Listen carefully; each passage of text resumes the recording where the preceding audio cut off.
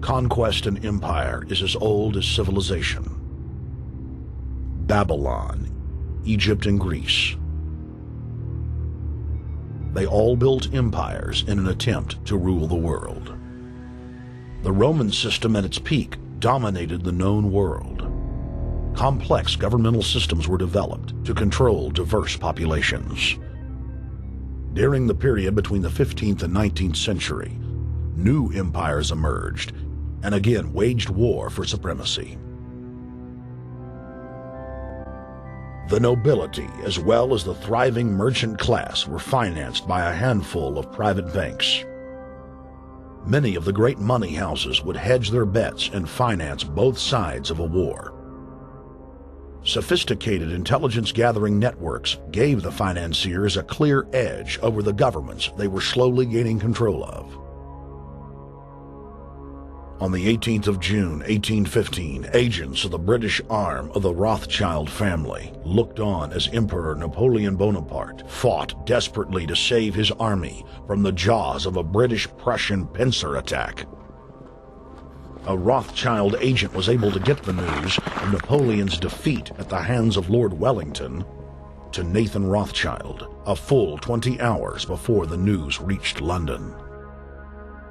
Nathan, the head of the British arm of the Rothschild family, put out the rumor to the London Stock Exchange that Napoleon had won the war. Stocks plunged by 98%, and Rothschild was then able to buy up the entire British economy for pennies on the pound.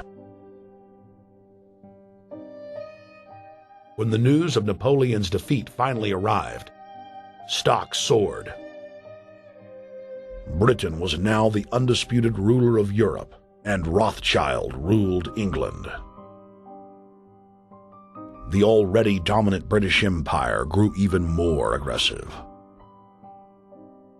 Her troops and bureaucracy spread across the globe.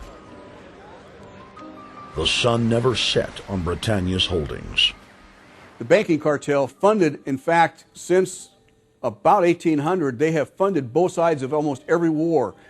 And of course, they're getting the interest off of the loans that they've given the various governments and the wars that they have actually helped stimulate and create. By 1900, Germany was a rising force and a leader of the Industrial Revolution.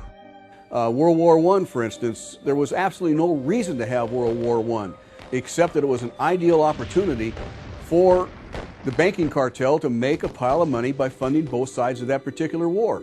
On June 28, 1914, the heir to the Austrian-Hungarian throne, Archduke Franz Ferdinand, was assassinated while traveling in a motorcade.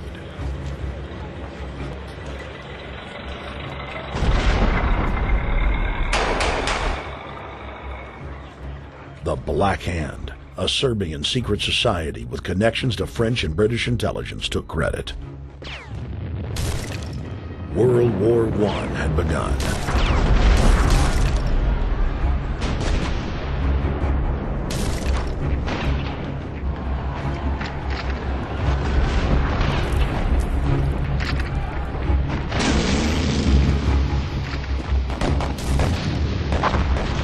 Armaments companies financed by Rothschild-controlled banks in Germany, France, England, and Austria bankrolled all the factions.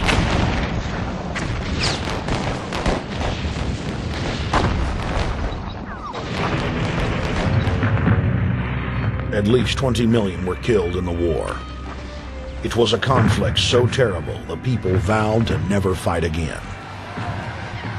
They dubbed it the war to end all wars. Question is, why did they want war? Well, first of all, is money and power. But secondly, they wanted to create the League of Nations. They had this in their plans all along, and as a consequence, once the war was over or about to be over, they began to formulate this idea of a League of Nations, so this would never ever happen again. Hundreds of years of practice made the British experts at hiding their empire behind puppet governments and councils. In the name of stopping all future conflicts, they proposed that countries would join a League of Nations. Their true intention was for the League to serve as a framework for world government. President Woodrow Wilson, who had spearheaded the establishment of the private Federal Reserve System in the United States in 1913, strongly supported the establishment of the League of Nations. Woodrow Wilson was a very naive president. He was basically a college professor that was grafted into this whole system. The League convened in Paris in 1919, but many nations recognized it as a threat to their sovereignty and refused to join. Frustrated by the U.S. Congress blocking the League of Nations, British intelligence, with the help of the Rockefeller family, set up the Council on Foreign Relations in New York City in 1921. The Council recruited the best and brightest of American life to support the growth of the Anglo-American Empire. The CFR's stated mission is to abolish all nation-states in favor of an all-powerful world government administered by a tiny elite. By 1930, the promoters of world government had split into two interlocking camps: the Fabian socialists centered in London, and the fascists based in Italy and Germany. National Socialism will use its own revolution for establishing a new world order. Adolf Hitler. Supporters of the fascists in the United States and England believed that the military should be used to quickly transform the world into a new world order, while the more sophisticated practitioners of globalism stated that incrementalism was the sure path to world domination. Congressional Medal of Honor winner Major General Smedley Butler went public in 1934, exposing an attempt by the robber barons to launch a military overthrow of the United States. The war hero testified to the McCormick-Dickstein Committee in Congress that some of the most powerful men in America had tried to recruit him to lead a military coup so they could set up National Socialism in the United States.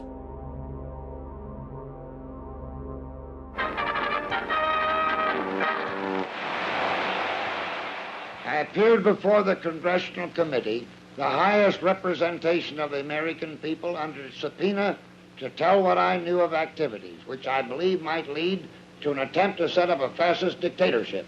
I was supposed to lead an organization of 500,000 men, which would be able to take over the functions of government.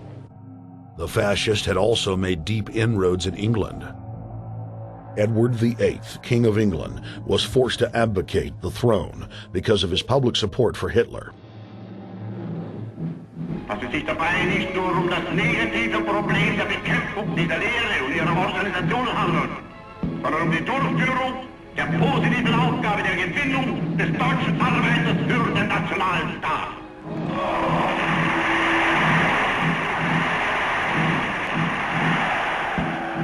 Though the German-led fascist camp was strong, the Fabian Socialist bloc was able to maintain control of the U.S., Russia, and England.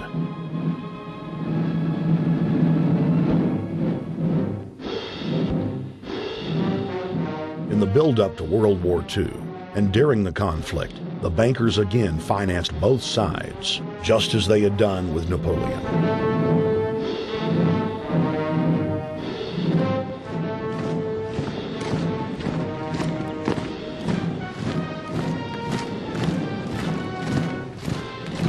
With the rise and fall of the Third Reich, Europe lay in ruins.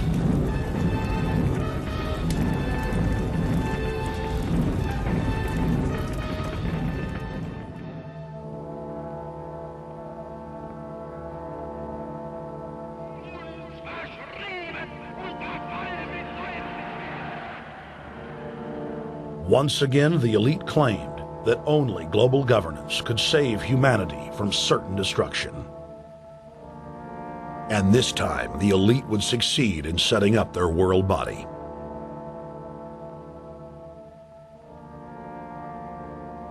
In April of 1945, at the Presidio Naval Base in San Francisco, the United Nations was founded by the victors of World War II.